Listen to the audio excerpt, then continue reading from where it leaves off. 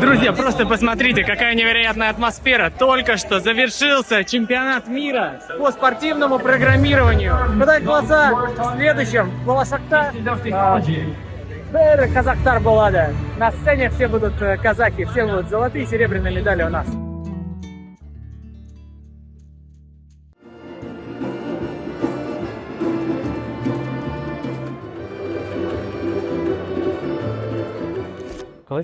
Жақсы, рахмет.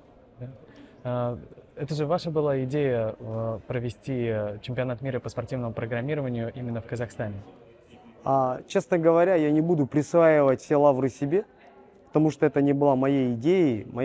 Моя идея была объединить цифровых номадов, которые айтишники. Что такие цифровые номады? Это айтишники, которые волей судьбы работают за рубежом в больших технологических компаниях, но они хотят помогать стране.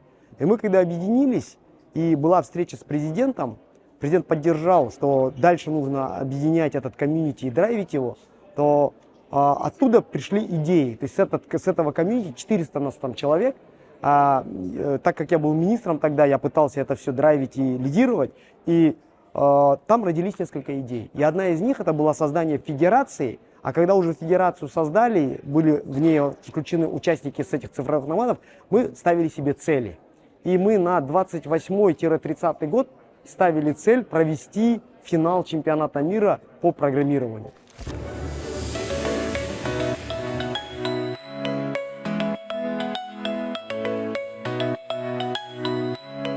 Я думаю, что для студентов, не только тех, которые участвуют сегодня в финале, но и для других, это большой стимул для занятия этим. Представляете, сегодня здесь, на площадке в Астане, собралось более 1000 талантов, студентов с таких вузов, как MIT, Гарвард и другие. И наши студенты из 5 университетов Казахстана сегодня на одном уровне с ними соревнуются будут соревноваться за бронзовые, золотые медали, ну или просто принять участие. Ведь действительно они уже сделали большое дело, прошли в финал.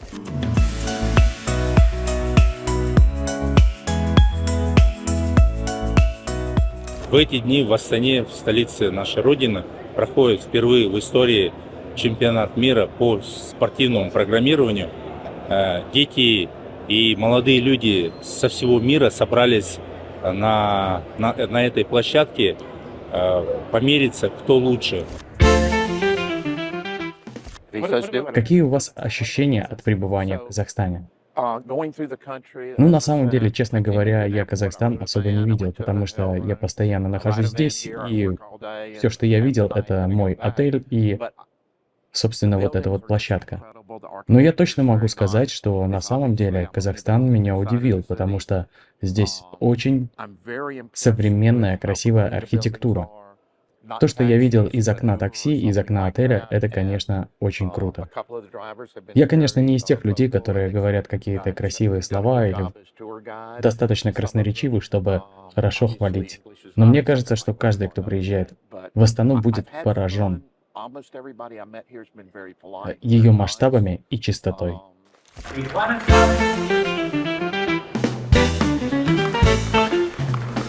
Вы еще говорили, что будут там, для них возможности, там, начиная от красивой такой формы, вот этот статус офицерский. Да, ребята, значит, будут обучаться в новом современном здании. Им будут созданы все современные условия. Самые новые компьютеры, да? Вот. Самые топовые новые компьютеры, интерактивные доски, оборудование. Значит, сейчас уже вопрос решается по нормам. Новая будет суперсовременная форма у ребят. Значит, днем детишки будут обучаться по школьной программе, а также по направлению с воинским образованием. Центральный спортивный клуб армии в следующем году открывает военный спортивный колледж для детей, кто закончил 9 классов образования, будет возможность по направлениям заниматься, значит, своим любимым делом. Это воинская дисциплина, плюс воинское обучение, общая школьная программа, плюс направление кибербезопасность, спортивное программирование, дзюдо, теннис, плавание, национальные виды спорта. Казак күресі сейчас активно развивается. Значит, и мы здесь делаем коннекты для создания лучшего продукта и начинки военно-спортивного колледжа, формирования молодежи. Удачи, классный проект. Спасибо большое. Только вперед.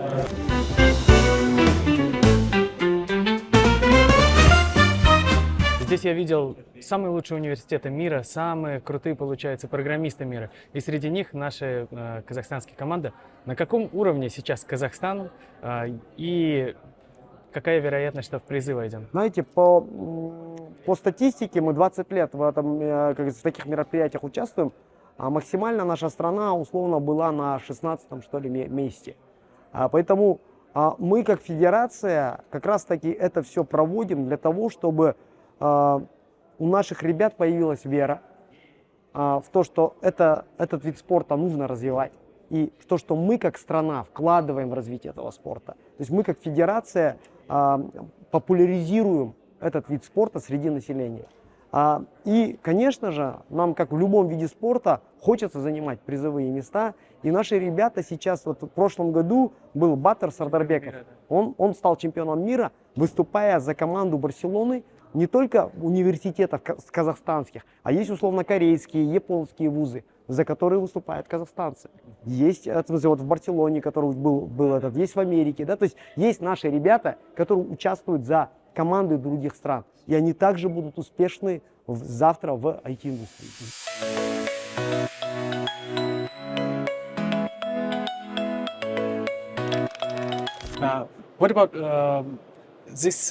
Не могу не спросить вас, а что вы думаете о наших программистах? Как вы думаете, на каком уровне сейчас программисты из Казахстана? Ну что я могу сказать? Конечно, у меня не очень много опыта пока что общения с программистами из Казахстана, но я могу сказать, что они очень умные. Все люди, с которыми я здесь встречаюсь, с кем я общаюсь, в том числе и молодежь, студенты, которые принимают участие на чемпионате мира, это очень грамотные ребята. Они говорят сразу на нескольких языках, и они очень нестандартно подходят к решениям задач. Так что я думаю, что в скорой перспективе мы можем увидеть большой прогресс в спортивном программировании и от Казахстана. Ну и плюс, конечно, такие события, которые проходят в вашей стране, они точно повлияют на развитие спортивного программирования. И уверен, надеюсь, что когда-нибудь мы увидим и на пьедестале.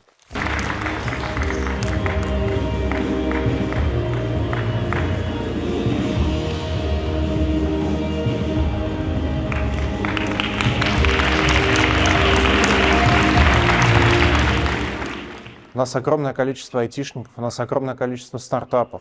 Это наше будущее, на самом деле, это то, как выглядит сейчас наша нация за рубежом. Мы совершенно точно находимся в такой момент, что мы боремся за этих людей. Здесь вопрос не в том, на кого мы обращаем внимание, вопрос в том, обращают ли они внимание на нас. И талант становится настолько критически важным сейчас, что те корпорации, которые считают, что они выбирают себе сотрудников, то на самом деле уже давным-давно ошибаются. Талант становится критическим активом для любой компании, тем более для любой компании, которая хочет создавать технологии. Самое главное, повторюсь, я вижу столько энтузиазма в глазах, я вижу столько молодежи сейчас, которые реально сутками напролет увлечены своим делом. Правда, вот это то, что у нас органически получается, это то, что это то, где наша молодежь легко прям раскрывает свой талант. Алха, Казахстан!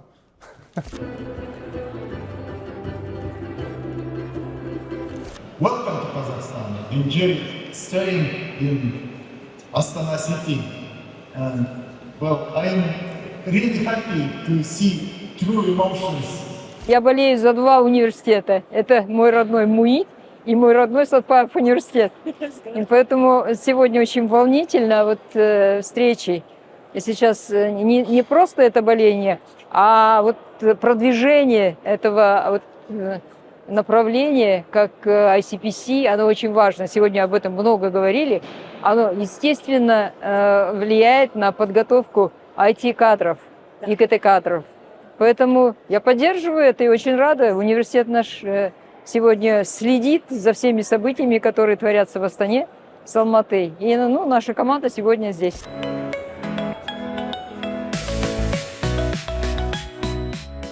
Hi, where are you from? We are from China. You're from China, right? Is it your first time in Kazakhstan? Yes. Do you like it? Yes. What did you know about Kazakhstan before? The neighborhood of China.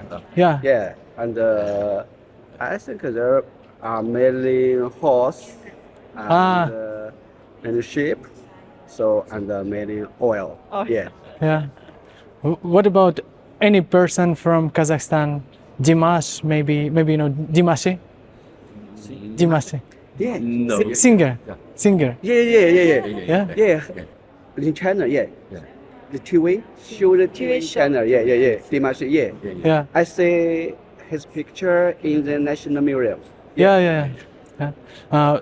What can you say about organization? Good. Good. Salem.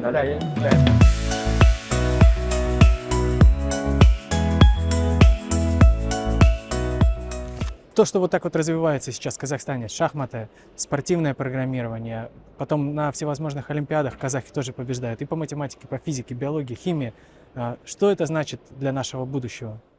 Ну, мне кажется, это показывает альтернативу, что можно, скажем так, спорт не только это бывает физическим. Шавкат Рахмонов, да? Да. Мы показываем альтернативу молодежи, да, что, то есть есть разные пути быть спортсменом, и интеллектуальные атлеты, да, это тоже вид спорта. То есть и очень важный плюс интеллектуального атлетизма, то, что это марафонская дистанция, это зачастую не спринт. И там, там не так распределяется успех, как на спортивных соревнованиях они очень жестокие, да, то есть там топ-3 получают 99% всей славы, всех денег и всего прочего. Остальные, к сожалению, остаются безработными. Я утрирую сейчас, но когда дело касается программирования науки, там выигрывают даже самые последние места. Даже те, кто просто попал на финал, они выигрывают тоже. И это вот, наверное, такая более эгалитарная, да. У меня, конечно, есть искажения профессиональные.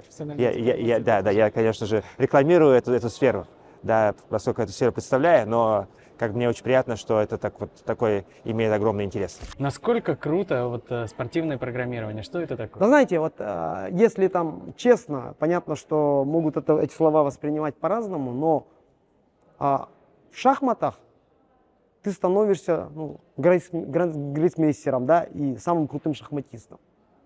В спортивном программировании ты получаешь результат, что ты в конце в итоге можешь создать миллиардную компанию на этом спорте.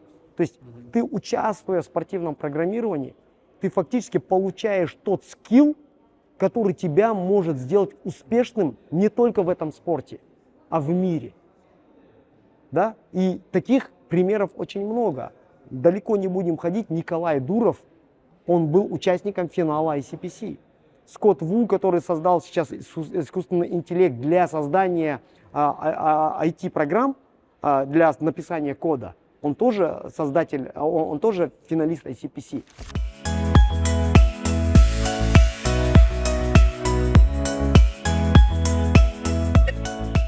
Я думаю, что Казахстан, проводя у себя это большое мероприятие, он обозначил на весь мир, что мы можем быть в лидерах в IT-направлении. А для нас, для обычных людей, понятно, что мы все следим за победами Казахстана, мы все болеем, радуемся, это хорошая, крутая реклама для Казахстана. Для нас какая практическая польза? Я знаю, что она есть. Абсолютно. Многие продукты, которые мы используем, его создают разработчики, да, Facebook, WhatsApp, Instagram, Telegram. И во многих этих компаниях работают бывшие спортивные программисты, то есть бывшие участники подобных соревнований. Потому что на таких соревнованиях они обучаются решать сложные задачи. Чтобы сделать продукт на миллиард пользователей, это очень сложная задача, технически сложная задача. И мы каждый день прикасаемся к их продуктам, которые они создают. Перспективы на ближайшие 2-3 года. Какой шанс у Казахстана, на какой уровень мы можем подняться? мы как федерация делаем все для того, чтобы наши команды укреплялись и чтобы как можно больше людей в стране занималось этим видом спорта. Вот наш contribution такой, то есть наш вклад такой. Достигнем ли мы, там, грубо говоря, золотых медалей, там, серебряных медалей, честно говоря, это вопрос уже того, насколько массово в этот спорт будут вовлекаться дети, и потом в результате конкуренции мы, например, проводим региональные, областные соревнования сейчас. Раньше этого не было. Да, понимаете? Поэтому мы, когда их чаще проводим, выявляются ребята талантливые, потом этих талантливых ребят, как говорится, не теряем, забираем в наши университеты, и потом в наших университетах, когда формируются эти команды, вот системно нужно подходить. То есть это же, ну вот как вот президент недавно говорил, там надо прекратить вот эту борьбу за легионеров, в смысле покупать там кого-то, спортсмена, чтобы он приезжал за страну, там быстрый результат дал. То есть мы зарождающийся вид спорта в Казахстане. А результаты, я думаю, будут затем основываться на том, насколько мы хорошо сделали свою работу. Почему так происходит? Откуда вот... Я просто слежу за успехами Казахстана, я смотрю, ну в спорте понятно, там мощная конкуренция, и потом в Казахстане традиции боевых искусств, они очень богатые. Но спортивное программирование, как и здесь казахи получаются на первых местах, как это происходит? Ну, мы пока еще не в топе. Ну, вчера тренер, самый молодой тренер вот из Казахстана, он выиграл конкурс. Да, Тимирлан, он взял, ну, получил награду, потом еще был Искандер, он тоже получил награду, а еще Айбар выиграл челлендж среди всех тренеров, то есть тренера того же Оксфорда, Стэнфорда, MIT и там все эти китайские университеты. И наш казах среди них взял первое место. Да. Ну, то есть, ну, можно сказать, что, конечно, может быть, там есть еще куда расти, но уже очень круто. 100%. Я думаю, что у нас очень молодая страна, медианный возраст 30 лет, то есть 50% населения младше 30. У нас там 500 тысяч детей рождается в год. Это все вот такие факторы, которые, я думаю, что положительно повлияют. У нас есть культ образования в стране. Какое-нибудь пожелание, там, такое напутствие, чтобы прям зарядить, мотивацию дать? Очень трудно достичь успеха в том деле, которое вам не нравится. И мое пожелание – это подумать, попробовать себя в разных играх и выбрать ту игру, в которой вы можете стать лучшим. И потом отдаться этой игре без остатка. Любите игру, Алга Казахстан.